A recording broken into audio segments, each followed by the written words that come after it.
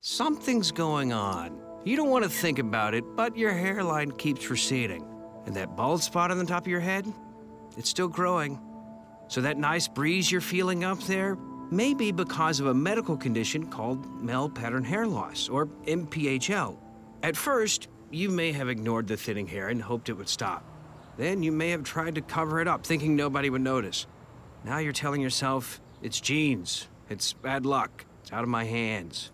Well, family history does have something to do with MPHL, but that's not the whole story.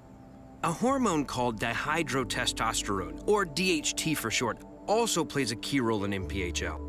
DHT is produced from testosterone that occurs naturally in your body, but as you'll later see, DHT can have a disruptive effect on the hair growth cycle in some men.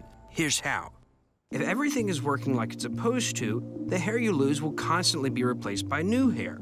This process happens in 3 phases: the growth phase, the transitional phase, and the resting phase. Approximately 85 to 90% of scalp hair is in the growth phase for 2 to 6 years, until it has reached its maximum length. At this point, the growth phase ends and the transitional phase begins, which is when the hair changes and enters the resting or telogen phase. This phase lasts about 100 days when 10 to 15% of hair is shed. Then new hair enters the growth phase and begins to grow in place of the hair that was shed. But for guys with MPHL, the growth phase becomes shorter and the resting phase becomes longer. This results in thinner, shorter hairs in their scalps. Let's see how that happens.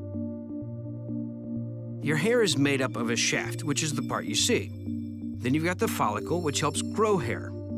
This is where the hair's root is embedded. And finally, in the root, there's a structure called the dermal Propecia, where DHT receptors are located. For men with MPHL, DHT affects those receptors, causing the growth phase to get shorter and the resting phase to get longer. And what does that mean if you have MPHL? Your follicles will shrink and produce smaller, finer hair, and your bald spot may get even bigger. So, now that you know about DHT and MPHL, ask your doctor about ways to help control them. And since male pattern hair loss keeps getting worse with time, if you move quickly, it could make a big difference.